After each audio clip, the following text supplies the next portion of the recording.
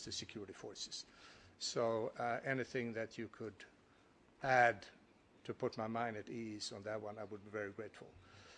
A corollary to that is what happens when we deal with abuse from those who are in detention and not subject to police. Are there a special mechanism to review complaints, for instance, from prison staff or those who are security staff in other detention facilities? And thirdly, what about the defense forces? Because I understand that in your country, and every country should seek to economize, there is a combination of the defense force and the police force acting as security forces. That's the way I understood your report. You seem to nod, so that's... Oh, you shake your head.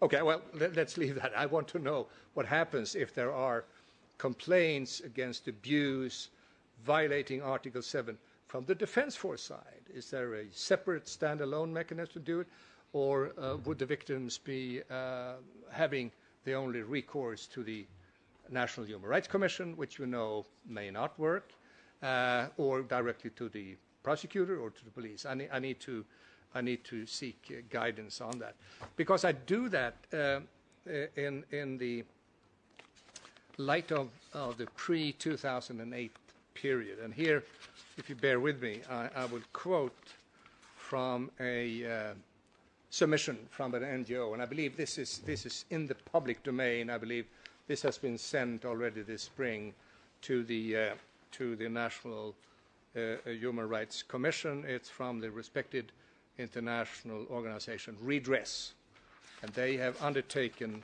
an investigation covering the period from 1978 to 2008, which is a long period. And they have given, they have investigated, they have sought out testimonies from victims, and in this document there are 24 cases that are quoted, cases who are clearly on the face of it, victims of torture, and none of them have been addressed in the criminal system. No reparations have been had, and so on. And if you allow me, I will just read a short part of what is in here to give you the flavor of what the testimonies are about. And I'm here quoting from the first page of this document which is titled, "This is what I wanted to tell you," by Redress. It's dated June 2012. And the para reads as follows. Many of those interviewed reported severe and repeated violence against and abuse of those in state custody. Forms of torture and ill treatment included the use of suspension, lengthy use of stocks, being beaten with fists and bars, kicked, blindfolded, handcuffed, the dislocation of joints and breaking of bones, being forced to roll and squat on sharp coral, being drowned or forced into the sea, being put in a water tank, being burned, having bright lights shown in eyes, being left outside for days while tied or handcuffed to a tree, and being covered in sugar water or leaves to attract ants and goats, and in one case being tied to a crocodile's cage. Sexual assault and humiliation was also routinely used, and many of the testimonies suggest that the only limit to the torture and ill treatment imposed was the imagination of those whose control they were under. End of quote. Well, surely this is something which is referred to in the period before 2008. So it's not imputed to the present regime, but the responsibility of the present regime is to pursue and investigate and bring to justice the perpetrators of these testimony victims, if they indeed are correct. And I offer that because if there is an atmosphere of impunity regarding torture,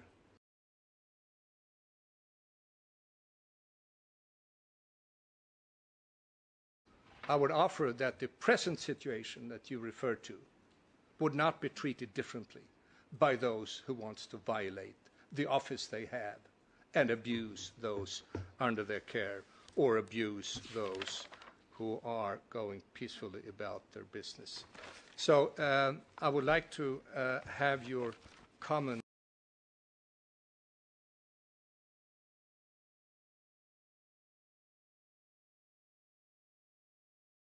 in paragraph 55 of your written answers on this, that you police who compensated. And of course, the obvious answer is it has to be pursued through the courts, perhaps. But of course, if no cases come to courts, there is no compensation. So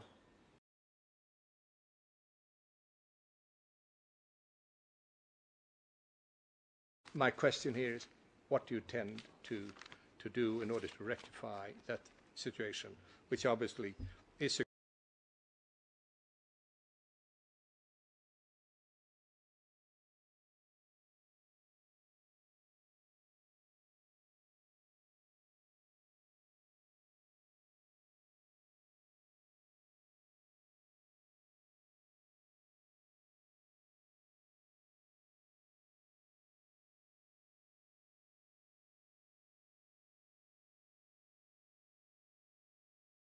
acute as long as the abuse is continued. I think I'm certain that other colleagues might pick up on some of the aspects here under this very important issue now. Madam, to how a new act teams, and it's not clear to me to what extent prison sentences are actually now handed down.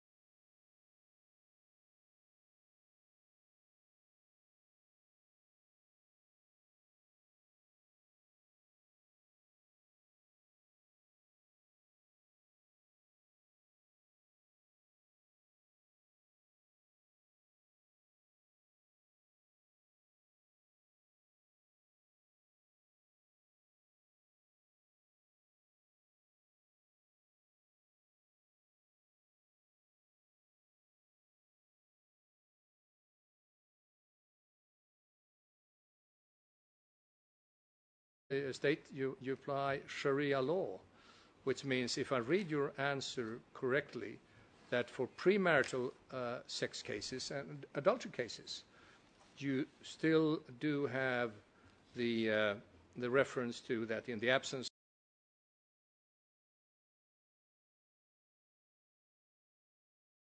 This, of course, one could argue is in violation of the covenant as far as the anti-discrimination and rule of law aspect is. It also gives rise to the question of marital. Is that recognized? If it isn't recognized, I suggest that you do consider to broaden the scope to recognize it. Because the fact that someone is married, and we're talking here about rape in the context of a man against a woman, which technically would not be necessary because it could be gender neutral. But those are the most cases. The fact that you're married doesn't mean that the wife should have to sustain violence from her husband. I mean, that's the attitude I think that the covenant would take. And in addition to this, I noticed, I think we asked for the question whether you have any shelters. I've noticed your program, the bill and so on, and I'm fine with that, but there's no reference to shelters. I've seen later on, when we talk about trafficking, you make a reference to shelters, temporary shelters at least, that. But of course, in this connection, there is a need for abused women to be able to get away from her assailant by the state offering shelter. So whatever you can offer there, I would be grateful. Finally, and I think you will be happy to hear me say finally, Minister, and I know that Madam Chair is also happy, she's smiling. Issue number 11. It deals with corporate punishment, institutional settings. And here, there seems to be contradiction with your answer and what I find in the report from the Human Rights Commission. In the Human Rights Commission, it seems that in the schools, if I understood her report correctly, there isn't a law actually prohibiting corporal punishment in the schools. But what we have is an edict or a statement from the Minister of Education banning it. Well, you could argue that whatever the minister says, it's not good enough. It has to be on the books. So if you could clarify that for me, whether the corporal punishment is actually prohibited or not, I would be grateful. We also have, and this is paragraph 75 of your written reply, the question of flogging. And again, here we enter into the land of Sharia. I would be grateful if you could give me an understanding what crimes are punished by flogging and to what extent that is actually used. You say here that you identify a notion of discrimination because more women seem to be flogged than men. But you don't say what you intend to do about it. To me, the easiest way of dealing with that is abolish flogging. Because you could say that we're going to extend flogging to men and hence remove the discriminatory part. But I understand that is not what you're saying here in 75. Because if you were, I would be really concerned. But I would be grateful if you could explain the extent and use of flogging and your attitude to that presently. Madam, I rest. Thank you. Thank you. I now give the floor to Sir Nigel. Thank you very much, Madam Chairperson. And before anything else, I too want to extend the warm welcome to the delegation. The very high level of delegation is very much appreciated. And I, for one, have also very much appreciated the candor of the delegation in its responses to the list of issues and in some respects also to the introduction by His Excellency the Minister of Home Affairs, and particularly appreciated the attempt to update us on the really important developments that have taken place since this list of issues was drafted. And I guess, as Mr. O'Flaherty pointed out, there are issues that result from these developments that weren't on the list of issues, and so I'm not sure exactly when is the right place to raise them. I have questions relating to Article 25 of the Covenant. I propose to ask the question now, but if the Chair wants to say that it should, that it may be dealt with at some future stage, that's fine. Let me also just say that I have, for quite some number of years, harboured a feeling of how nice, and this is not a request for an invitation, how nice it would be to visit the Maldives.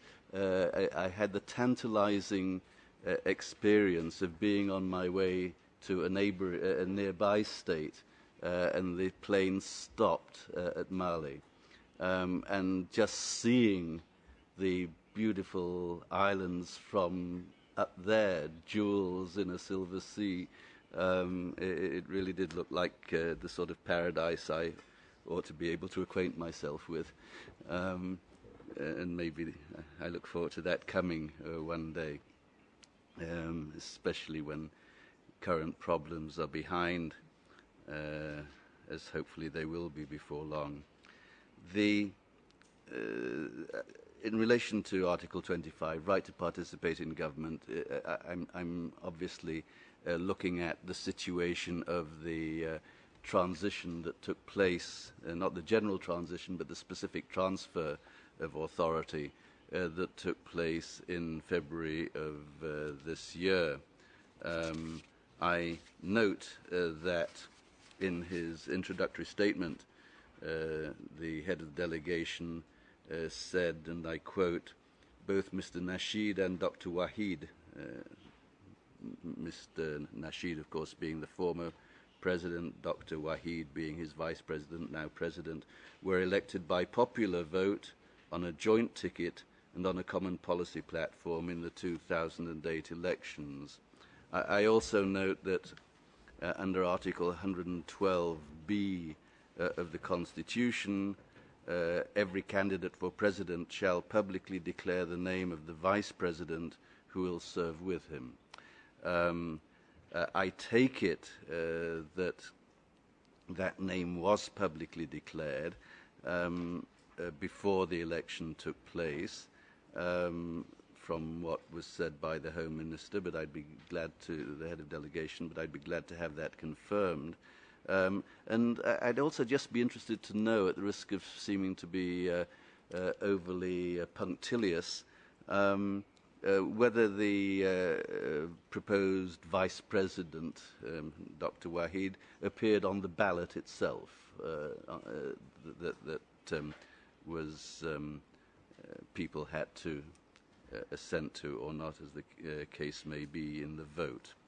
So that would be helpful information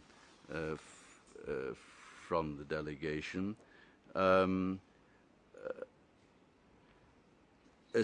Even assuming that that dimension is reasonably straightforward, I'm also interested in the statement that there was a commitment to free and fair elections in 2013. That's on page 4 of the statement. Is 2013 a new date, or is it the date when the elections would normally be scheduled to be held anyway? If that's so, fine as far as it goes, but I am aware that at the time of the transfer of government, I'm not using the word that some others would use, at the time of the transfer of government, there was an undertaking for new elections to be held even this year, I think. And then that undertaking was withdrawn or resiled from in some way. I can certainly see why, whatever the constitutional position, there might be some sense that such a retesting of the new administration's legitimacy would be a good thing. And if I'm right that that originally declared position has been retreated from, I'd be interested to know why the retreat from the promise of earlier elections. I also understand that there has been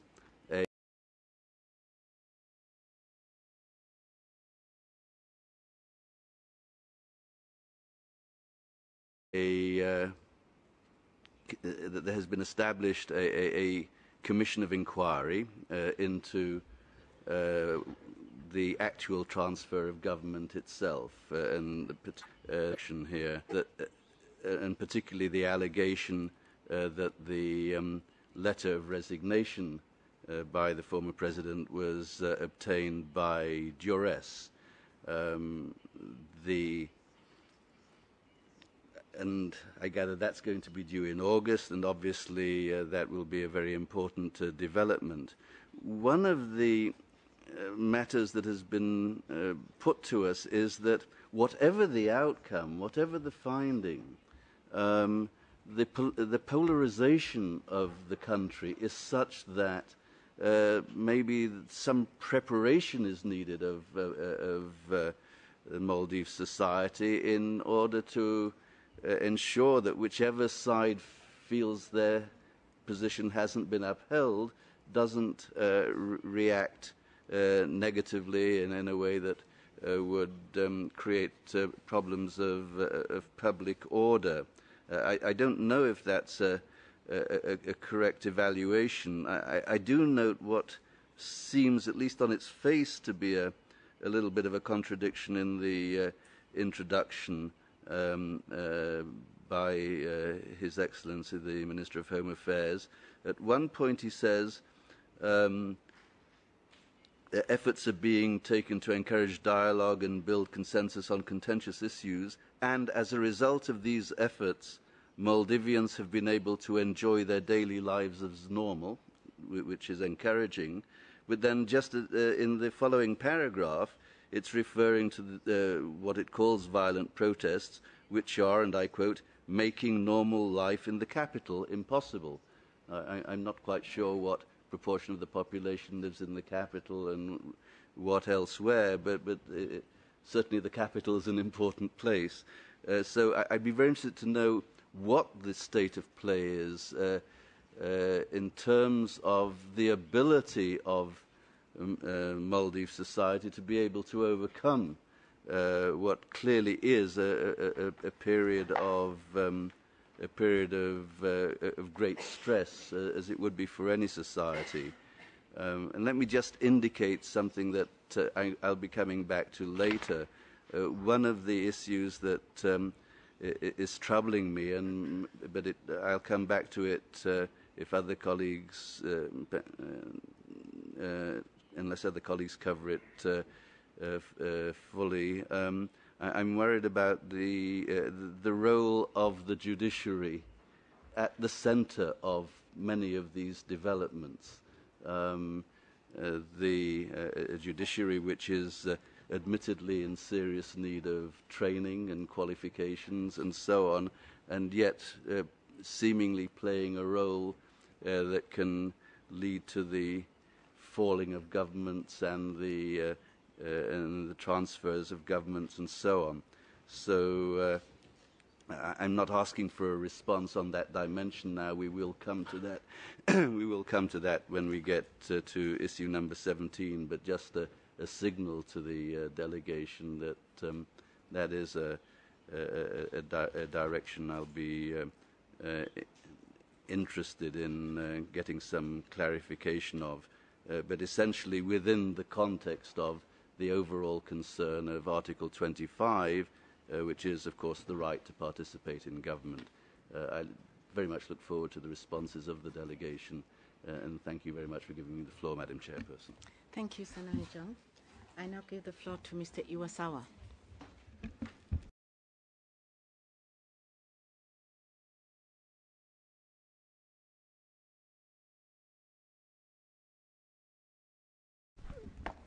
Thank you, Madam Chair. I also join my colleagues in extending our warm welcome to the distinguished delegation.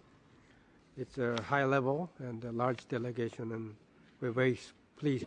This is Maldives. It is very thin. It's basically a one-page document, but the Maldives submitted the very substantial core documents.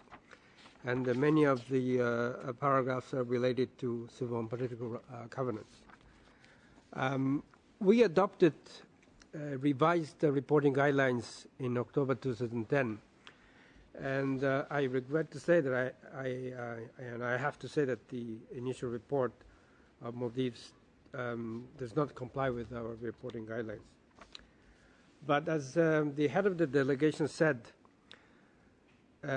Maldives is a small island developing state with limited capacity to prepare report under the Human Rights Conventions. I'm fully aware of it.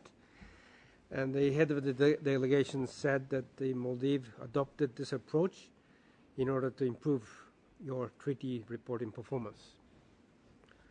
Well, I can understand the reason for adopting this approach. And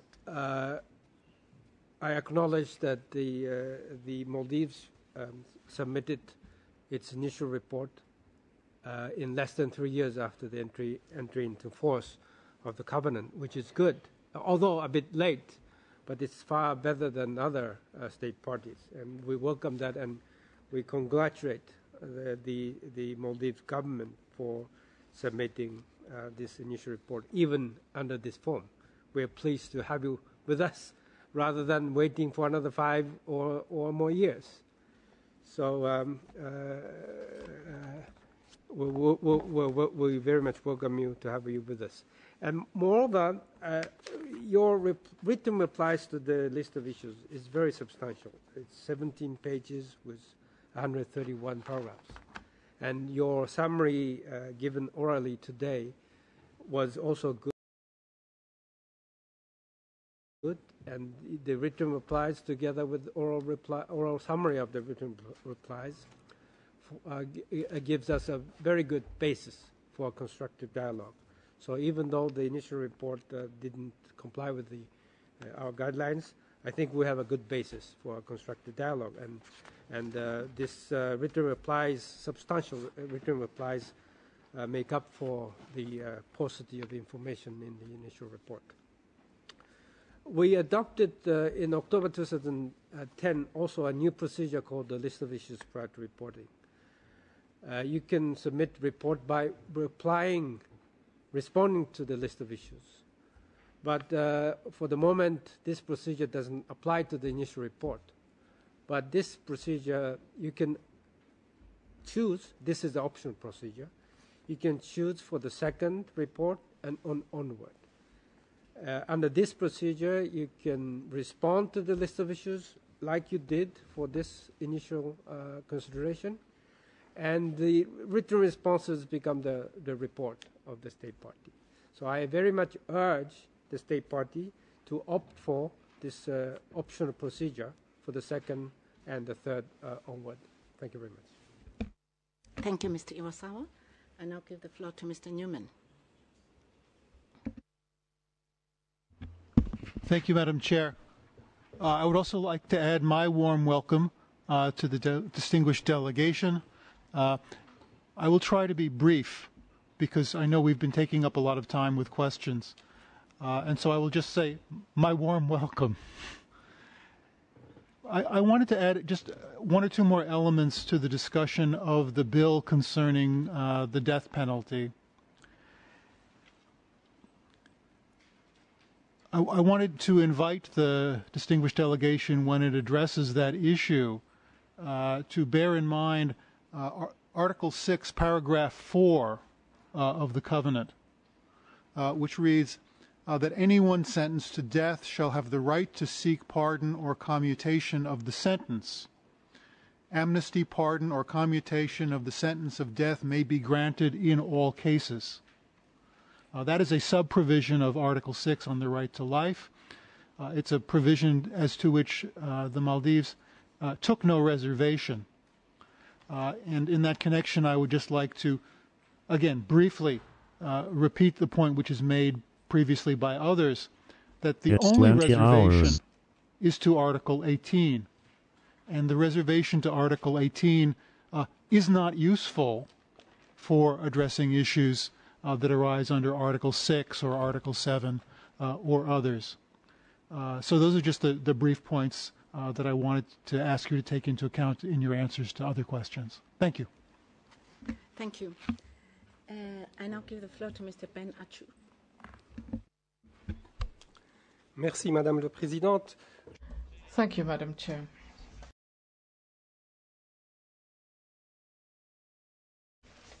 I would also like to express my welcome to the delegation of the Maldives. I would also like to say that I have full understanding for the issues in the report, in the statement mentioned. I am also from a country of an Islamic culture, and we're experiencing approximately the same kind of problem. I think that the key question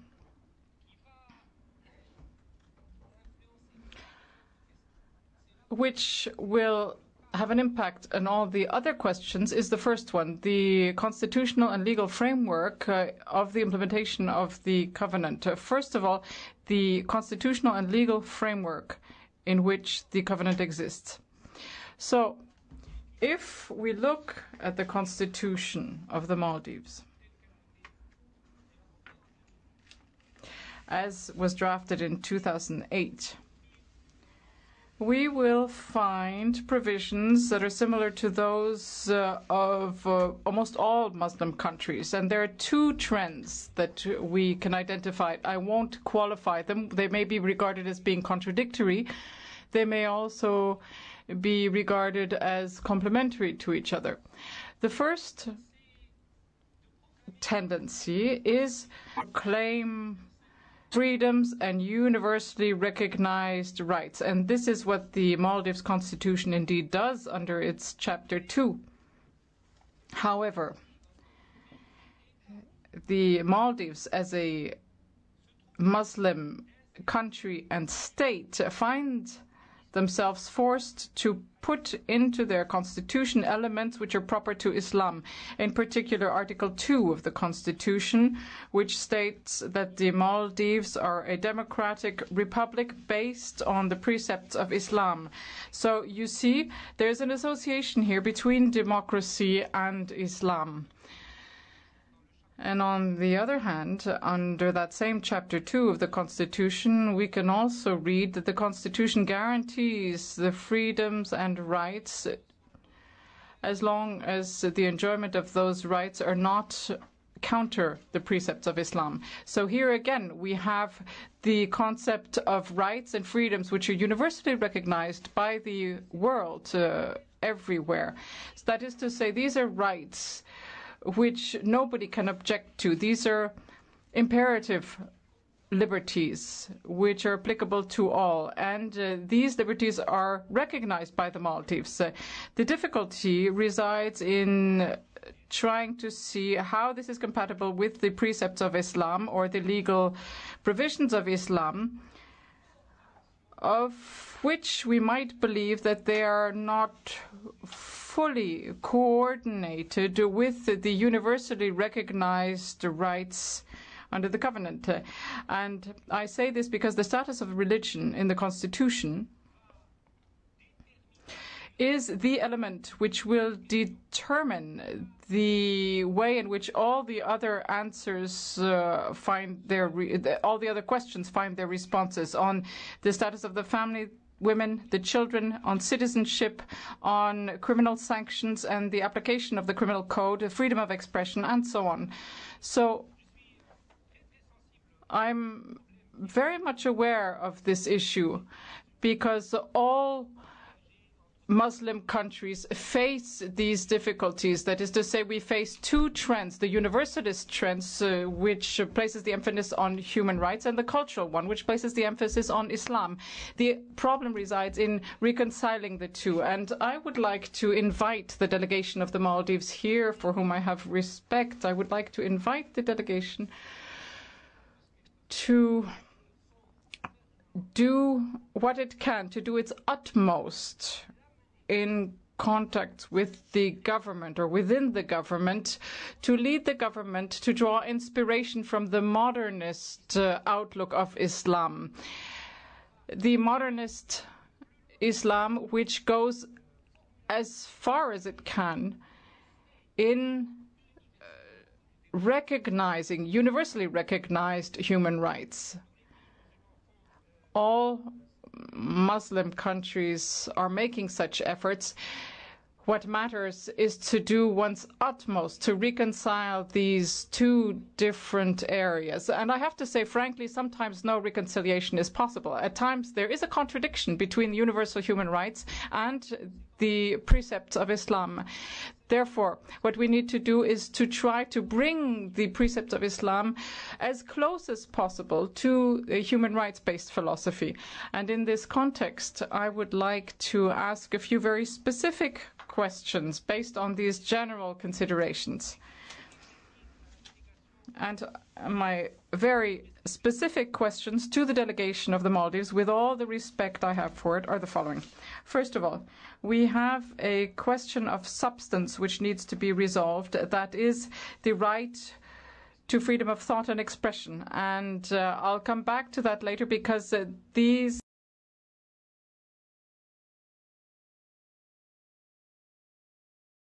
are issues that are not addressed under a 1 to 11. I'll come back to that at a later stage if the chair allows me to raise these questions after paragraph 11. This question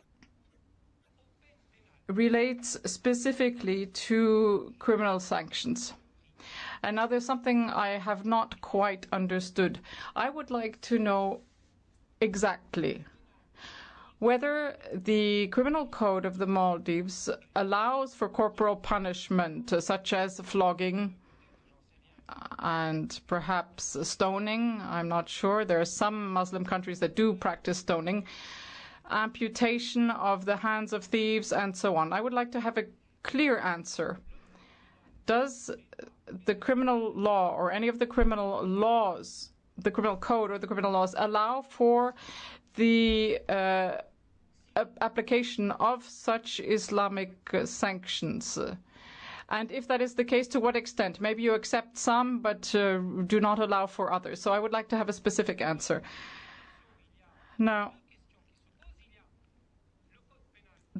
with respect to the law, there is the criminal code.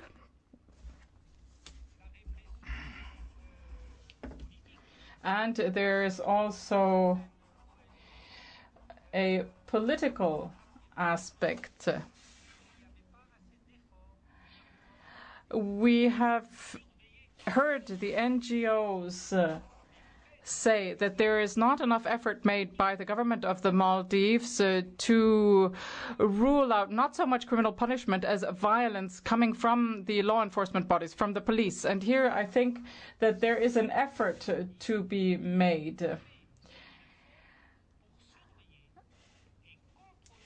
So what I would like to know is whether the government of the Maldives is supervising and controlling the law enforcement activities, in particular when these law enforcement bodies are set against political opponents. So these are a few questions, but I'd like to come back to one fundamental issue which is experienced in the Maldives,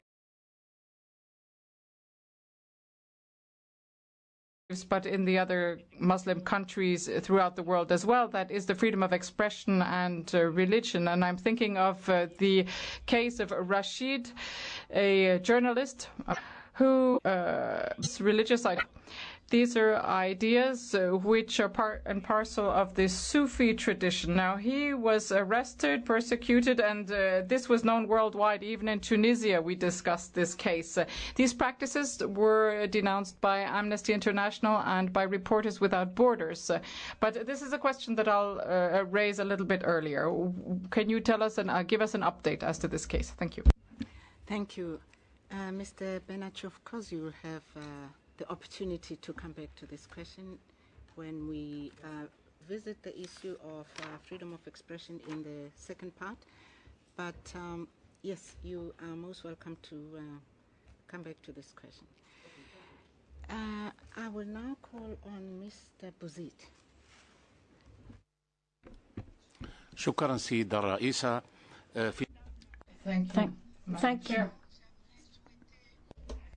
Thank you, Madam. First of all, I would like to warmly welcome the delegation of the Maldives, this beautiful country that everybody would wish to visit. I would like to be very brief, Madam. I would like to refer to paragraph 65, which is issue number 11. You say that the criminal code does not establish, this is paragraph 75, does not establish flogging, but you say that flogging is implemented. Is it done by normal courts or by special courts with regard to Sharia, which does use this type of punishment? You've said that women are those who are more likely to be publicly flogged than men, and you say that this is an issue of evidence.